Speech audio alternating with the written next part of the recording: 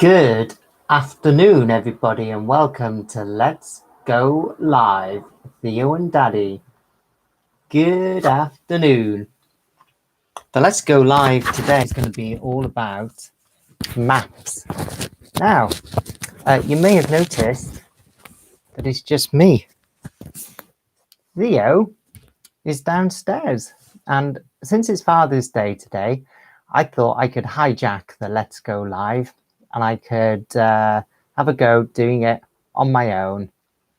So I must admit, I chose the topic because I really like maps, and since it's Father's Day, I thought I could choose the topic. I got some information down here somewhere.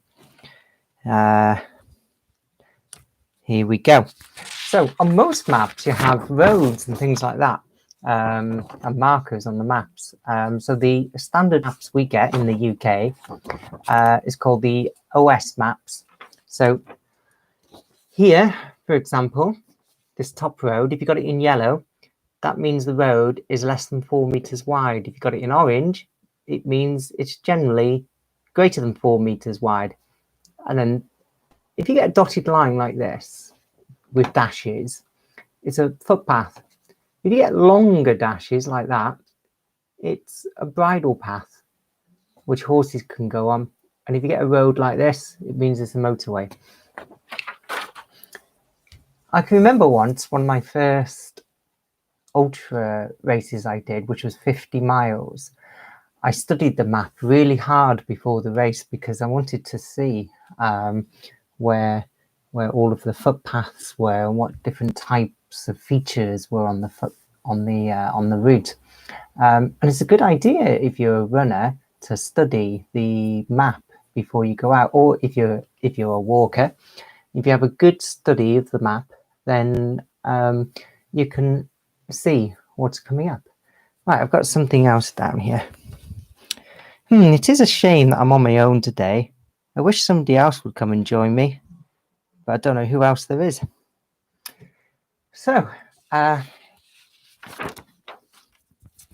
when I look at a map, I like to look at the contour lines. Now, if you are unfamiliar with the contour lines, this is what they look like. So this is a mountain. And on an OS map, the contour lines are usually about 5 meters in height difference.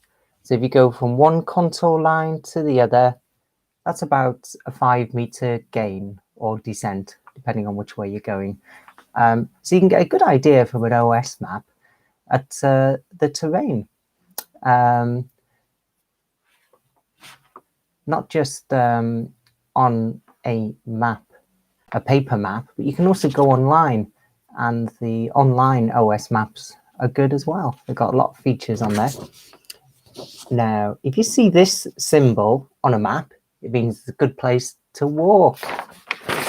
There are other symbols on OS maps. You might recognize this one. A pub, where you might want to go after your walk for some refreshments. A caravan site. Theo helped me colour these in. Thank you, Theo. And Hayley helped me colour these in as well. I don't know where Hayley is today. Oh well, I got some more information over here. Let's have a look. Here we go. This symbol, if you see it on an OS map, means it's an information tourist office. And this symbol is a visitor's office. So they're good places to go if you're new to the area and you want to find out what it's like.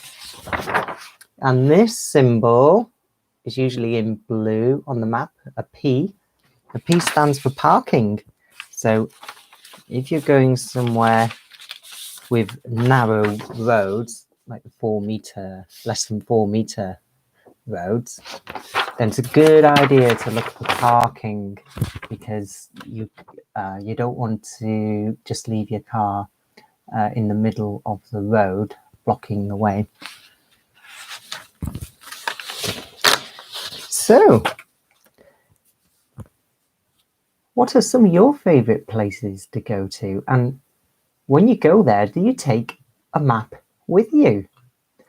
I suggest the next time you go to a place, once the coronavirus restrictions have lifted and you can travel to these places, the next time you go, take the map with you, because you can have a good look at the area and make sure there are no routes that's interesting routes that you've not gone on before.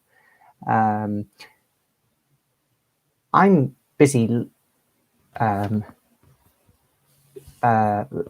at the moment, and I'm just running around the local area because of the restrictions.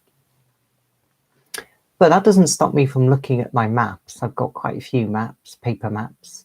Now and again, I'll pull them out and I'll have a look at some routes to do in the future. And it's quite exciting looking at different areas where I can run. And I've got some ideas in mind. One of my favorite routes about 20 miles away, which I haven't done for a long time, is the Sandstone Trail.